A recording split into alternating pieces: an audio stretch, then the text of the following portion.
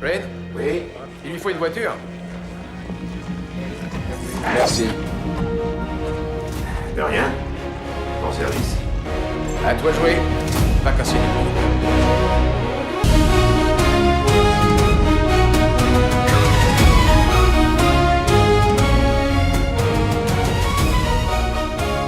Salut à tous, c'est Mike, bienvenue sur Entre Release, je suis très content de vous retrouver. Aujourd'hui, on va parler d'un bouquin qui était nécessaire, on va parler de Détroit. Détroit, qu'est-ce que c'est? Détroit, c'est un jeu de rôle dans lequel on incarne des policiers, pas n'importe lesquels, des policiers des affaires internes de Détroit, c'est-à-dire la police des polices, les bœufs carottes, ceux qui sont en charge de vérifier que leurs collègues policiers font bien leur travail dans les règles et sans être corrompus ou un peu pourris ou faire des abus de pouvoir. Hein. Donc, important et plutôt agréable en ces temps-ci de pouvoir jouer à ce genre de jeu. C'est chez les 12 singes que ça sort. En tout cas, on vous remercie beaucoup, comme toujours, du soutien que vous nous apportez au quotidien. N'hésitez pas, l'algorithme YouTube en ce moment, il fait un peu des siennes, donc n'hésitez pas à bourrer la barre de pouce bleu, à nous dire en commentaire ce que vous en pensez, si vous comptez le prendre. Si vous avez des questions, n'hésitez pas, on vous y répondra si on a les réponses. Et puis, vous pouvez nous soutenir évidemment sur Tipeee, vous pouvez nous soutenir également en achetant vos jeux sur Ludum, où une partie des revenus des jeux que vous achetez nous sont reversés. Ça nous aide énormément au quotidien, je vous assure, pour pouvoir acheter le matériel, pouvoir se déplacer sur les salons, etc. Vous savez comment ça marche, et on a un Discord qui est extrêmement actif. Vous aurez tout en description. Alors, Détroit, comment ça se présente déjà? On a donc ce livre de base qui va comprendre le système de jeu et une campagne ainsi que 2 scénarios annexes. Nous avons ensuite cet écran que je vais ouvrir maintenant, pendant qu'on en fait ce cas, mais ça évitera de repasser et de rebasculer comme à chaque fois, et qui est extrêmement joli, je trouve. Donc voilà à quoi il ressemble. Nous avons une scène tout en bleu et blanc avec une personne qui marche dans un couloir, peut-être un couloir de motel, hein, c'est lié évidemment à l'histoire de la campagne. Et nous avons à l'intérieur de cet écran simplement les statistiques de la ville de Détroit, c'est-à-dire le taux de mortalité infantile, le taux de chômage, le taux de meurtre par balle, etc. C'est extrêmement important, vous allez voir dans ce que veut raconter ce jeu de rôle. Vous avez également les personnages et puis un résumé des règles tout simplement. Dans le jeu, nous avons également livré avec cet écran un petit livret qui contient 2 scénarios, et pas des moindres, vous allez voir, ils sont extrêmement chouettes. Nous avons également dans la gamme, ce magnifique plan de Détroit qui est beaucoup trop grand pour le recul que j'ai avec ma caméra, mais voilà, je vous le fais passer pour que vous puissiez avoir un petit aperçu de ce à quoi il ressemble, il est absolument sublime. Et nous avons un deck d'intervention que nous regarderons tout à l'heure. Allez, on se plonge dans le bouquin. Alors, le livre de Détroit, comment ça se présente? On a cette magnifique couverture bleue et blanche avec un petit vernis sélectif, évidemment. C'est édité par les 12 singes. Et nous avons ici un petit résumé de ce que c'est. Encore du vernis sélectif, cette magnifique photo. Et comme je vous l'ai dit, c'est les 12 singes qui éditent cet ouvrage. Et ce jeu de rôle. On se plonge dedans. Un avant-propos. Ensuite, les crédits qui nous expliquent que le concept et les textes sont de Cédric Ferrand et les crédits photos de Andy Shield, toujours important à souligner. Vous allez voir qu'ils sont extrêmement présents et visuellement, ça apporte quelque chose d'assez fou. Si vous avez manqué le début, qu'est-ce que c'est que le jeu de rôle, qui est le concept derrière? C'est notamment un jeu de rôle qui va être basé sur la ville de Détroit, qui est un personnage à part entière, avec d'autres personnages qui sont extrêmement marqués, hein, le maire, les chefs de la police, etc. Vous allez voir. Et c'est un jeu dans lequel on va parler un petit peu de tout ce qui ne va pas, de la politique qui ne va pas, etc. Sans forcément poser de jugement précis, mais tout le monde est un peu pourri dans cette ville, qui ne va pas bien. Et donc c'est pour ça que quand on commence, on installe directement le décor. Donc la ville de Détroit, au premier regard, qu'est-ce que c'est? L'histoire de Détroit, donc la chute des entreprises d'automobiles notamment qui avaient fait exploser la ville en termes de population et en termes de budget. Et puis quand les usines ont fermé, taux de chômage qui augmente, la pauvreté qui augmente. Et au final, on arrive à quelque chose qui ressemble à peu près à une ville fantôme où tout est en banqueroute. L'auteur fait bien une parenthèse pour expliquer que bon, ce n'est pas la situation de Détroit à l'heure actuelle. Détroit qui est une ville qui est en train d'essayer de se relever. Là, on est sur une ville qui est plus bactère et qui aura vraiment beaucoup de mal à se sortir. Nous avons ici les indicateurs de la ville que je trouve très intéressants. Donc la mortalité infantile, le taux de chômage, le nombre de personnes illettrées, le pourcentage d'espace de la ville qui est inhabité, par exemple. On voit qu'il y a 40% de l'éclairage public qui ne fonctionne pas parce que les ampoules sont cassées. 80 000 bâtiments à l'abandon. Voilà, c'est des chiffres qui sont absolument terrifiants. 2000 crimes violents pour 100 000 habitants, soit 5 fois plus que dans la moyenne américaine, qui est déjà bien supérieure à la moyenne qu'on peut trouver ailleurs. Donc les gens qui sont livrés à eux-mêmes, des gens qu'on relocalise pour essayer d'optimiser les coûts de transport, etc. Une ville qu'on essaie de relancer assez difficilement. Nous avons un petit aperçu de chacun des quartiers avec les différents points d'intérêt qu'on peut avoir dedans.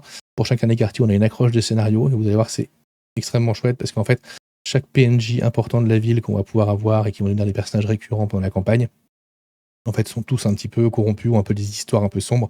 Et on va pouvoir enquêter sur tout ça et faire jouer les joueurs là-dedans, dans un univers qui est cohérent et qui est construit. Et ça, c'est quelque chose de plutôt cool. Ensuite, nous avons les rôles clés, c'est-à-dire les personnages importants. Notamment, on commence par Elliot Dobor, qui n'est pas le maire ou quoi que ce soit, c'est le tuteur de la ville. C'est celui qui est en charge par le gouvernement de faire en sorte que la ville arrête de perdre autant d'argent. Et donc, c'est lui qui va couper dans les budgets, c'est lui qui a le mauvais rôle. Chris Pinto, le maire de la ville, qui est quelqu'un d'extrêmement populaire, mais quelqu'un d'extrêmement problématique en termes de déconnexion de la réalité. William Farnham, son principal opposant, qui lui est un millionnaire, mais un millionnaire avec des dents de requin. Le chef de la police, Gregory Lampo, que certains d'entre vous reconnaîtront peut-être, notamment les fans de Edge, qui lui aussi a un profil extrêmement intéressant, avec des traîne ses démons depuis des années et des années, et son image est plus importante que tout. Et nous avons Jimmy Dance, qui est le capitaine des AI, le capitaine des affaires internes, donc l'unité dans laquelle nos joueurs vont être intégrés. Et donc les affaires internes, qu'est-ce que c'est ? Eh bien, c'est tout simplement la police des polices, c'est eux qui vont être en charge de vérifier que leurs collègues font bien leur boulot. Mais sauf qu'évidemment, les affaires internes répondent à Gregory Lampo, c'est-à-dire le chef de la police, évidemment, conflit d'intérêts, tout ça. Très très compliqué, il va y avoir énormément de politique et de pression mise par les supérieurs, etc. Les opérations, donc on a 12 precincts avec ce que gère chacun, et notamment les différents districts qui sont représentés sur la carte. On arrive ensuite avec ce que gère le bureau des chefs, les opérations administratives, les grades de la police qui ont été un petit peu simplifiés pour que ce soit plus simple à jouer, et ensuite les affaires internes avec tout ce qui est de leur domaine, c'est-à-dire les enquêtes d'embauche, les enquêtes de sécurité, les enquêtes de recommandation, agir comme personne ressource, mais le cœur du métier, les affaires disciplinaires, les affaires criminelles et les enquêtes spéciales. Les locaux des affaires internes, c'est leur quartier général du DPD, qui est un bâtiment qui est vraiment, vraiment pas terrible. Sans raison pour occuper les flics, c'est quoi ? C'est un peu ce qu'on va retrouver plus tard, vous allez voir dans les cartes intervention. En fait, c'est des petits moyens, des petits trucs qu'on peut tirer au dé pour avoir un petit événement quand ils vont se déplacer ou des choses comme ça, pour pimenter un peu ou amener un peu de changement à ce qui se passe dans la campagne ou dans les scénarios, pour éviter de faire en sorte que tout soit tout le temps lié ensemble, faire des petites choses à côté, parce qu'en dehors des affaires internes, c'est aussi des flics qui doivent agir quand il se passe des choses.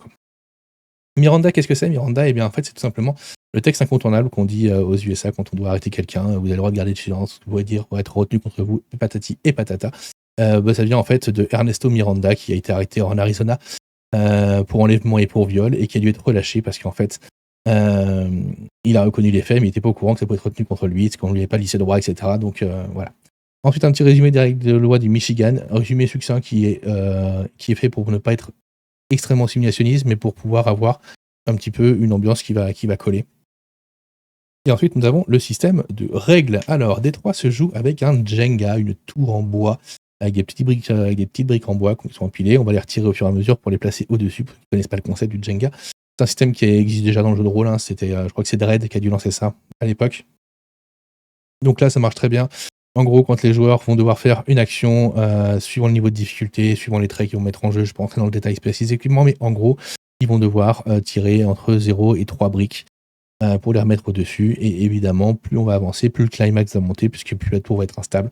Et quand la tour tombe, il va y avoir des dégâts colossaux, puisque il va y avoir des répercussions qui vont qui vont être impliquées dans le long terme, et des choses qui vont être extrêmement importantes et nuisibles pour les joueurs. Ici, on voit un petit passage sur les traits de personnages. Chaque personnage a des traits sous forme de mots-clés qui peuvent mettre en jeu pour pouvoir abaisser la difficulté. Nous avons également des jets de drama. Des jetons de drama, pardon. Donc les jetons de drama, comment ça se passe ? En fait, on va jouer des scènes de la vie quotidienne des joueurs. Il doit aller acheter un cadeau pour son fils. Il y a sa fille qui fait le mur le soir. Il faut aller la chercher, choses comme ça. Et donc le joueur choisit s'il veut que ça se termine positivement ou négativement. Si ça se termine positivement, il gagne un jeton de drama. Si ça se termine négativement, il en gagne 2. Les jetons de drama peuvent être joués quand ils vont retirer des briques du Jenga, au lieu de les poser au-dessus et donc de déstabiliser la tour, ils peuvent les mettre de côté. Ce qui renforce le fait d'avoir un peu un moyen de contrôle sur cette tour. Et nous avons également les jetons de vis. Et donc le vis, comment ça marche ? Un peu comme le drama, on va gagner des jetons, mais cette fois-ci, c'est les joueurs qui vont être à l'origine de ça, et pas le MJ comme pour le drama. C'est eux qui vont décider quand est-ce qu'ils veulent aller dans le vice, et donc il y a plusieurs vices qui sont disponibles. Il y a le jeu compulsif, l'alcoolisme, la dépendance à la drogue, la pornographie, la violence sur les suspects, la violence conjugale, la mythomanie, la jalousie maladive ou la kleptomanie. Ça va extrêmement crescendo, ça monte au fur et à mesure qu'on va les utiliser. Donc par exemple, si on est kleptomane, au début, on pique des petits trucs comme des souvenirs. Ensuite, on commence à aimer les défis, donc on vole des objets personnels dont la disparition est vite remarquée. Si on continue, ça te plaît quand tu mets la main sur des choses de valeur, donc ça se quelques combines, de bien détourner l'attention. Donc ça devient de plus en plus compliqué. Encore une fois, quand tu as un objet en tête, il faut planifier ton coup, ça c'est du matos, machin, etc. Ça devient un métier. Et ensuite, tu as une pièce spéciale où tu mets des objets que tu as volés, ta collection privée, etc. Il faut qu'il aille voler des objets uniques. Ça peut aller très très loin si vous voulez un peu savoir jusqu'où va le jeu. Si on va au bout de la pornographie, au début, on commence en allant sur YouPorn et on finit en participant à des orgies. La violence conjugale, ça finit parce qu'elle te pousse à bout et tu craques. Et au final, tu finis par commettre l'irréparable. Tu l'envoies à l'hôpital. Donc on est quand même sur de la violence. On est sur du jeu pour personnes qui sont quand même averties.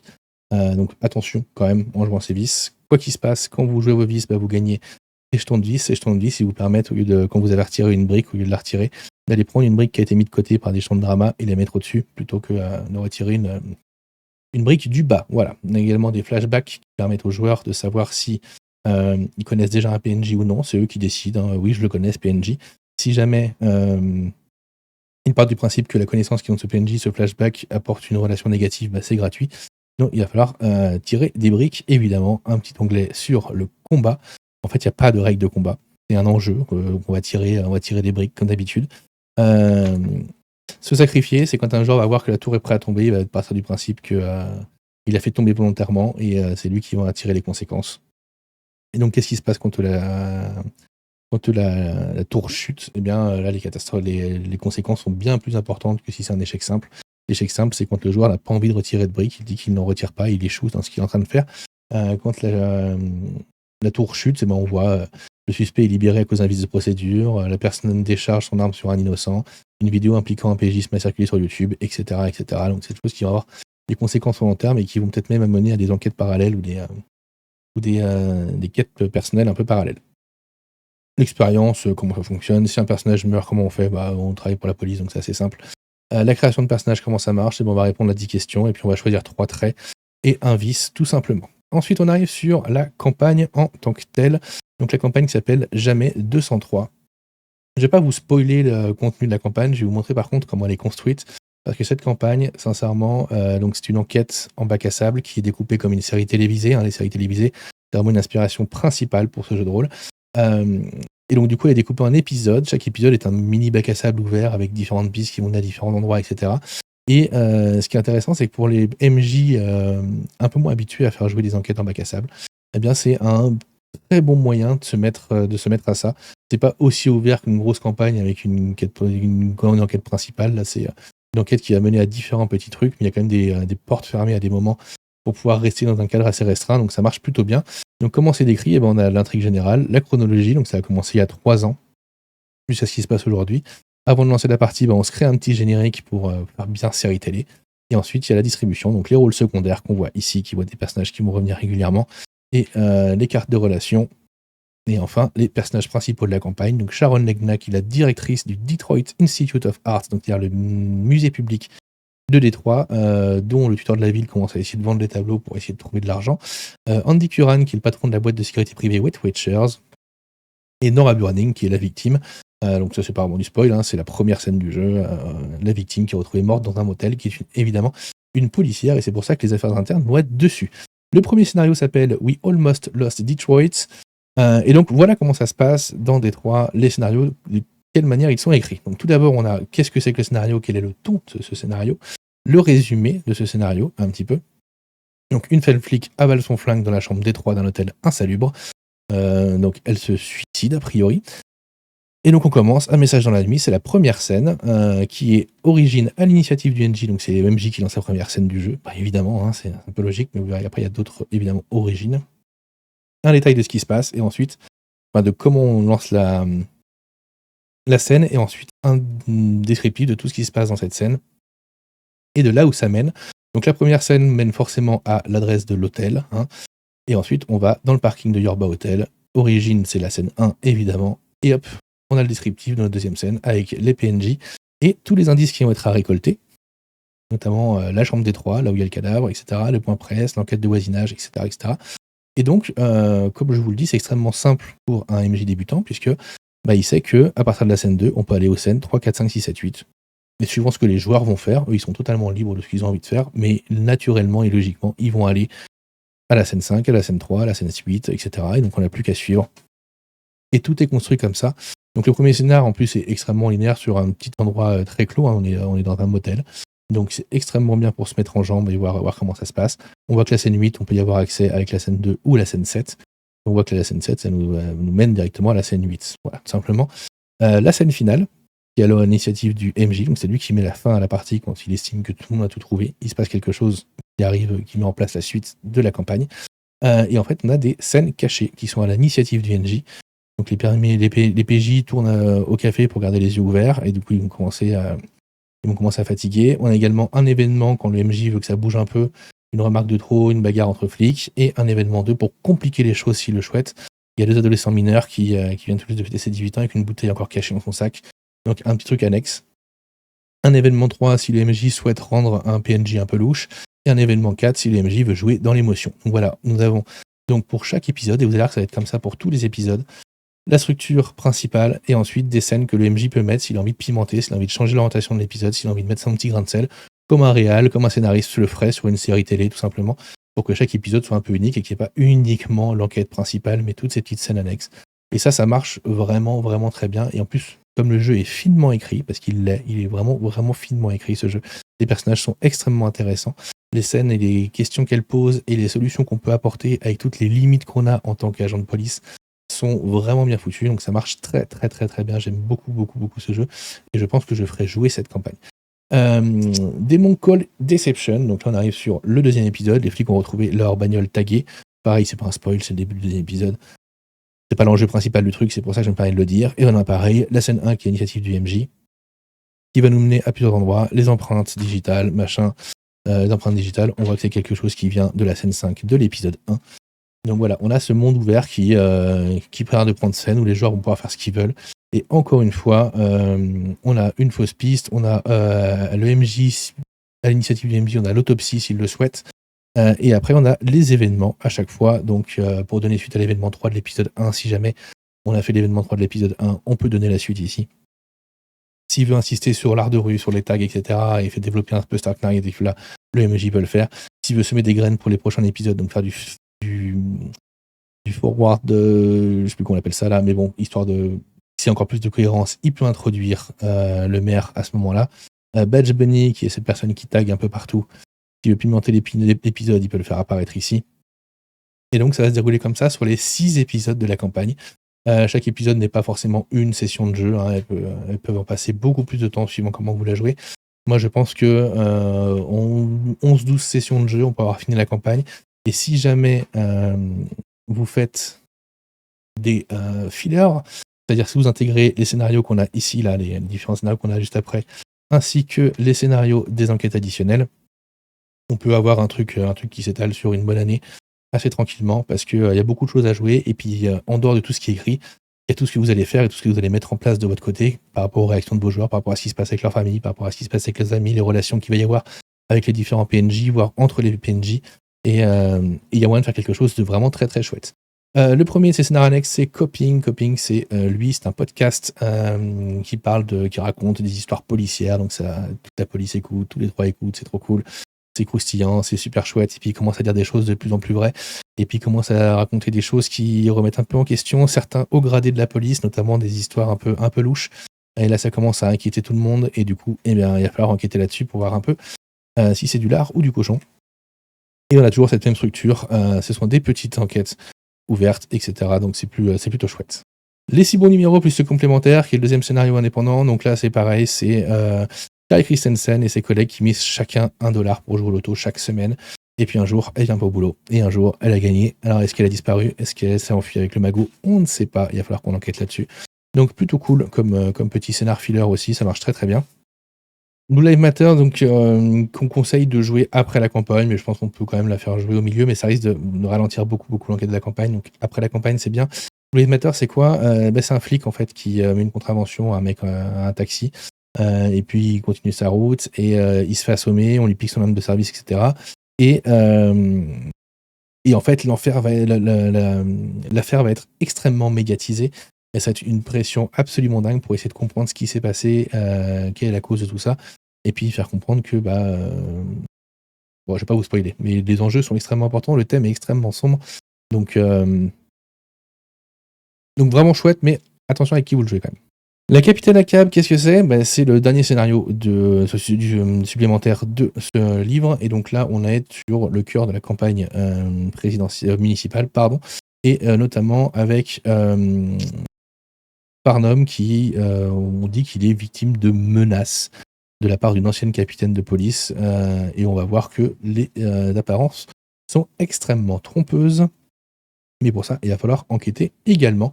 Un scénario plutôt sympa qui amène un côté politique qui manque peut-être un tout petit peu au reste. Non, c'est pas vrai, la politique est en sous-trame derrière tout ce qui se passe et c'est un peu le thème principal du jeu. Ensuite, on a les inspirations de l'auteur, sur pourquoi il a créé ce jeu. Donc on voit qu'il y a beaucoup de séries télé, Zero Keys, The Shield, New York Police Blue, Criminal, etc. Comment créer un pressing en quelques jets de dés, si jamais un de vos joueurs va être dans un pressing qui n'existe pas, comment on fait pour le créer? Quelle est la réputation du capitaine? On peut l'attirer. Quel genre de sergent est responsable du pressing? Quel genre de flic travaille dans le pressing? Sur quelle affaire collective est-ce qu'il travaille? Qu'est-ce que cette policière a à se reprocher? De quoi parlent les flics en ce moment? 20 titres d'articles de journal pour partir sur une impro. Donc il y a pas mal de petites tables comme ça qui permettent d'avancer. Des sites web pour aider à l'immersion, notamment. Et ensuite, si on veut jouer avec des dés, sincèrement, je ne vous le conseille pas. Le système avec la tour est beaucoup plus intéressant. Donc voilà pour le livre de base de D3. Maintenant, on va jeter un petit coup d'œil très rapide aux enquêtes additionnelles qui, elles, feront des excellents fillers également pendant la campagne. Donc les enquêtes additionnelles, attends, bougez pas, je vais mettre ça de côté. Chut. Donc on a ici 2 scénarios et je trouve que les 2 scénarios sont vraiment très très chouettes. Le premier est une histoire, alors comment il s'appelle? Pawn Patrol, c'est ça.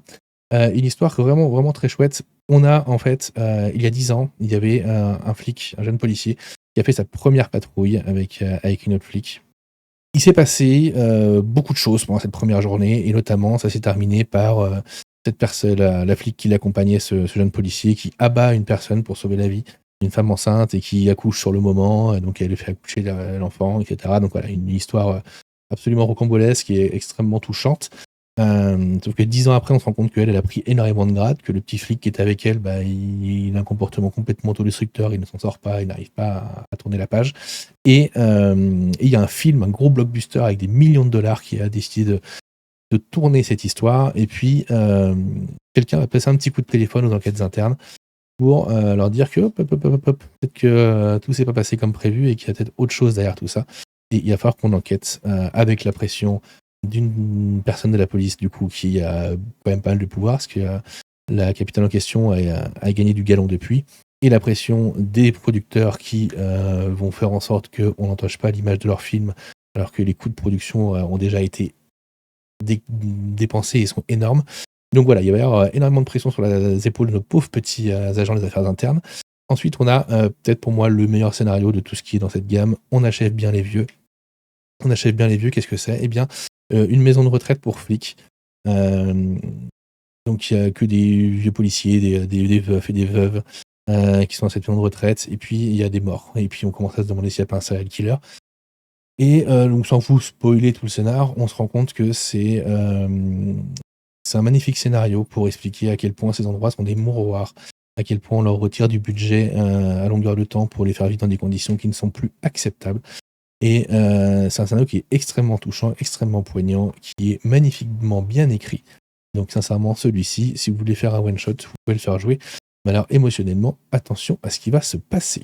Hop, allez, on va jeter un petit coup d'œil aux cartes d'intervention. Hop là. Donc, vous allez voir, elles sont toutes identiques sur la forme, vous avez vu. Mais j'ai essayé de vous montrer un petit peu ce qu'il en est sur le fond, en prenant une au hasard. Hop là, on va prendre celle-ci, par exemple. Et je vais vous montrer un peu à quoi servent ces cartes. Hop. Alors, je vais essayer de la rapprocher de la caméra. Alors, vous voyez que sur ces cartes, il y a plusieurs choses. Il y a déjà 2 interventions qui sont notées. Donc là, si on a envie d'amener un peu de piment au scénario, donc par exemple, Grivellerie. Un groupe de pop à la mode qui occupe tout l'étage d'un hôtel depuis plus d'une semaine et qui n'a pas de quoi payer car le producteur s'est enfui avec la caisse. Une autre intervention, si jamais on veut apporter un peu de peps, c'est les vérifications de propriété. Une vieille dame prétend que sa voisine s'est approprié son bichon maltais depuis que son propre chien est mort il y a 1 mois. Ensuite, nous avons à chaque fois un lieu. Là, c'est un bâtiment abandonné, si on a besoin d'avoir un lieu au hasard. Nous avons également un métier. Là, c'est une pharmacienne. Nous avons également un nom. Là, c'est Etemadi. Et nous avons également un prénom, Saïda, une émotion énergique et un trait physique menton fuyant.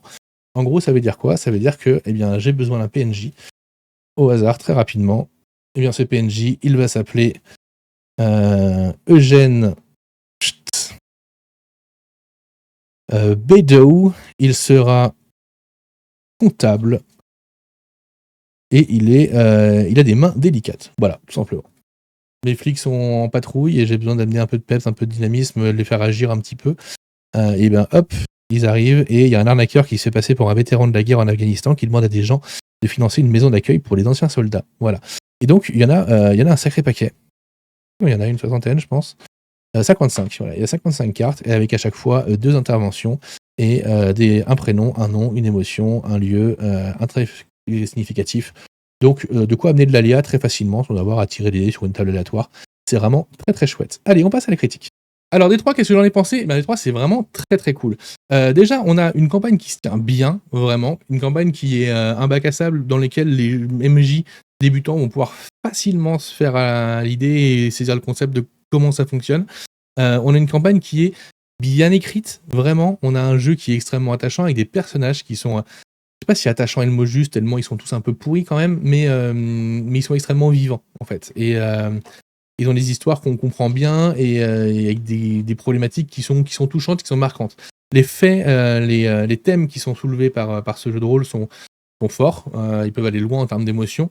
Ça peut être très compliqué d'être aux affaires internes, d'avoir à juger des policiers qui ont des vies de merde, avec des salaires de merde et qui cumulent les emplois et qui voilà. Enfin, c'est le thème est assez fort. La ville de Détroit est traitée avec une sorte de respect et de recul. Alors, tout en faisant une ville fantôme et une ville horrible économiquement, socialement, tout est pauvre et tout est délabré, avec des gens corrompus qui essayent de la tenir. Mais il y a une sorte de mélancolie qui s'en dégage. Et quand on met ça en épisode et on arrive à quelque chose, on arrive à une enquête policière assez noire. Et donc c'est bien parce que dans cette enquête policière assez noire, on a quand même pas mal de petits événements et de petites choses qu'on peut rajouter qui sont un petit peu plus sympas, notamment des petites interventions qu'on peut mettre en place qui vont alléger un peu le truc. Et pareil sur tout ce qui est drama personnel, etc. Le jeu le dit clairement, au bout d'un moment, on n'est pas là non plus pour que tout le monde chiale tout le temps. Des fois, le drama, ça peut être un truc cool. Ça peut être organiser l'anniversaire de sa fille, et puis ça se passe bien, et puis c'est chouette. Voilà. Il faut pas non plus être sombre tout le temps, sinon le jeu est peut-être un petit peu plombant. En tout cas, c'est un jeu où le matos, il est très chouette, ce deck d'intervention. Moi, les cartes, généralement, ça me lourde assez vite, je trouve que ça sert pas à grand-chose. Là, je le trouve vraiment très bien foutu, avec toutes ces accroches, et ça marche bien avec le concept du jeu, où on est une brigade, et tout d'un coup, t'as envie de pimenter une session, et vas-y, t'es en train de rouler, et puis il y a un mec qui est en train de fracasser une bagnole à coups de batte de baseball. Pourquoi? Qu'est-ce qui se passe? Voilà, on y répond, et puis on crée des personnages à la volée, et puis voilà. On a tous ces personnages qui sont hauts en couleur et qui sont vraiment attachants et vraiment très très chouettes. Ils ont chacun des arcs narratifs qu'on pourra développer ou non, au choix, mais si jamais les joueurs creusent pour savoir pourquoi est-ce qu'un tel se comporte comme ça, il y a toujours une raison derrière, et la raison, elle est généralement pas manichéenne. Le chef de la police, Greg Lampo, est vraiment, je pense, l'archétype même. Il y a une histoire qui est... c'est un connard, on va être très clair, c'est un connard, c'est un pourri, mais au final, il reste attachant quand même, et sa fin, elle peut être absolument dramatique et absolument bouleversante. Donc c'est vraiment très très cool. Donc Détroit, c'est vraiment une très très bonne surprise. C'est tout ce que j'avais aimé dans Rouge de la Wear que je retrouve dans Détroit, sans le côté grands anciens et mystique, qui me va très très bien, c'est très terre à terre, c'est très très chouette, et puis ça fait plutôt plaisir. Voilà. En tout cas, j'espère que ça vous a plu. Nous, on se retrouve très bientôt, et je vous fais des gros bisous. Ciao ciao.